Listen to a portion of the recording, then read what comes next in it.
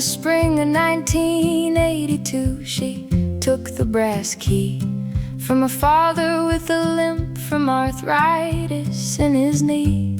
She stood behind the counter in a coat of forest green, the youngest store proprietor the county'd ever seen. She stocked the kerosene and corn, the iron nails and twine, and she kept the brass-bound ledger in perfectly balanced lines.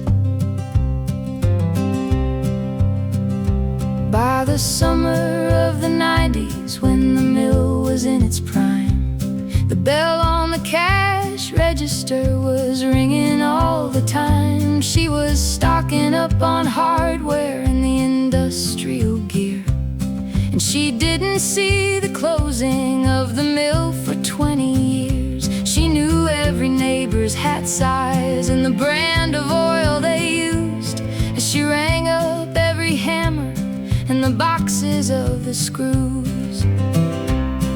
And the ledger keeps the logic of the passing of the years in the columns of the profit and the weight of all the fears. It's a story told in hardware and in seed and garden hose. The inventory of a life is how a small town grows.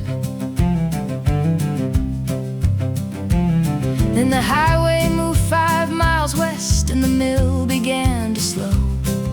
The freight train stopped there whistling and the grass began to grow.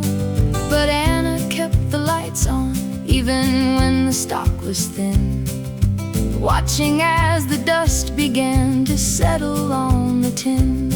She sold a single light bulb and a gallon of the gray to the last man on the street before he finally drove away.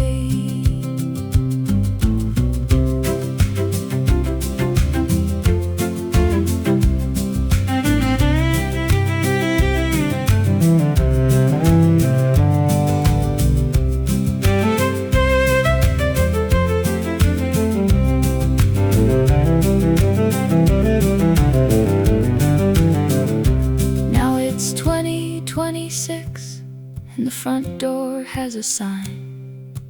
Everything is half off in a bold and careful line. She's counting out the last of it, the hammers and the tape, looking at the storefront and the empty hollowed shape.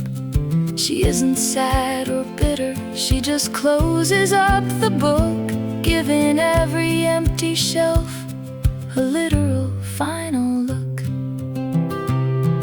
And the ledger keeps the logic of the passing of the years in the columns of the profit and the weight of all the fears. It's a story told in hardware and in seed and garden hose. The inventory of a life is how a small town grows. One last turn of the brass